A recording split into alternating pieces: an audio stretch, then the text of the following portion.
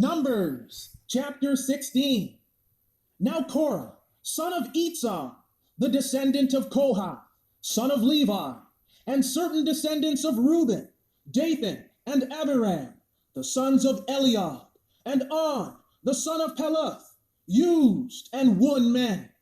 And they rose up against Moshe. With them were 250 leaders of the congregation of the children of Israel, representatives of the congregation, men of renown. They gathered together to oppose Moshe and Aaron, and said to them, "You have gone too far. The whole congregation is holy, every one of them, and Yahweh is with them. Why then do you exalt yourselves and set yourselves above Yahweh's assembly?" When Moshe heard this, he fell downward on his face.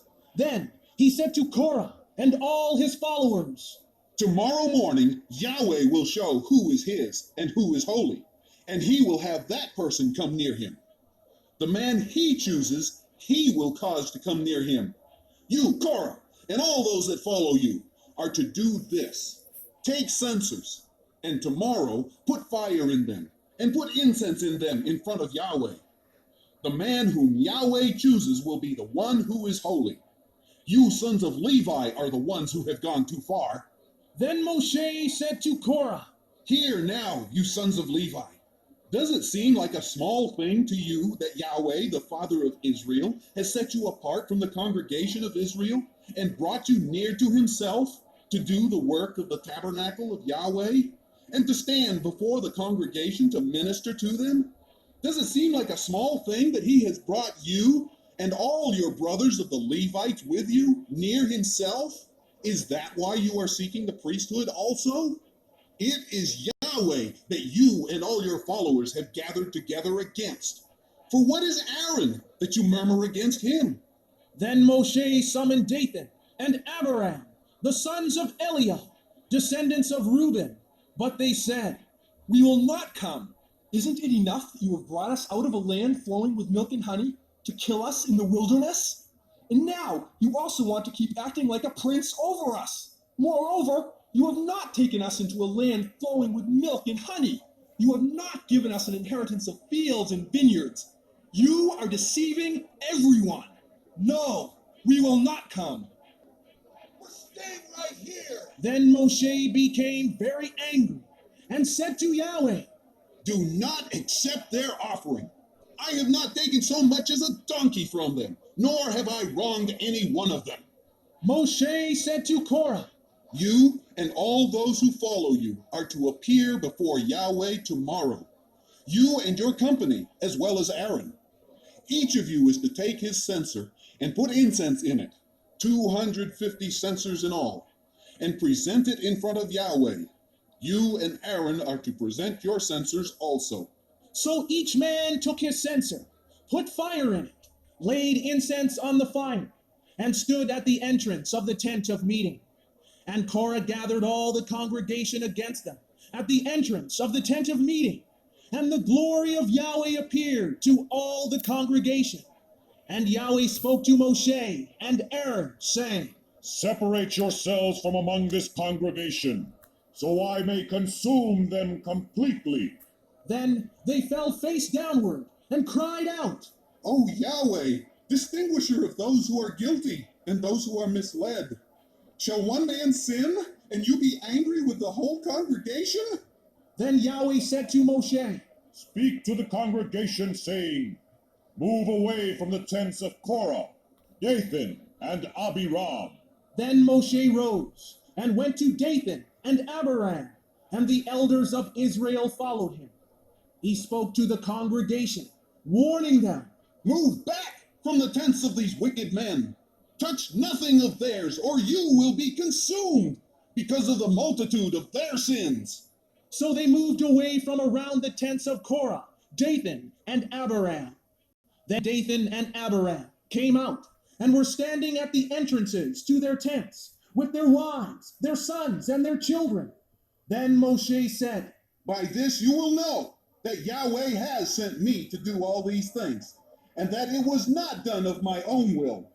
If these men die a natural death, and experience only that which usually comes to pass against men, then Yahweh has not sent me.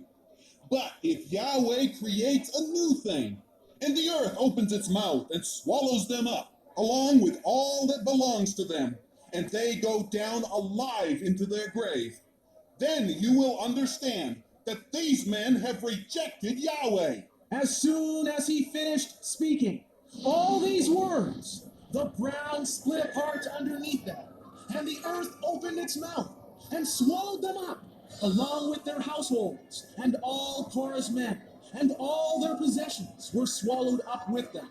They and all those with them went down alive into their grave. The earth closed over them, and they perished from among the congregation. At their cries, all Israel around them fled, shouting, "The earth will swallow us too!"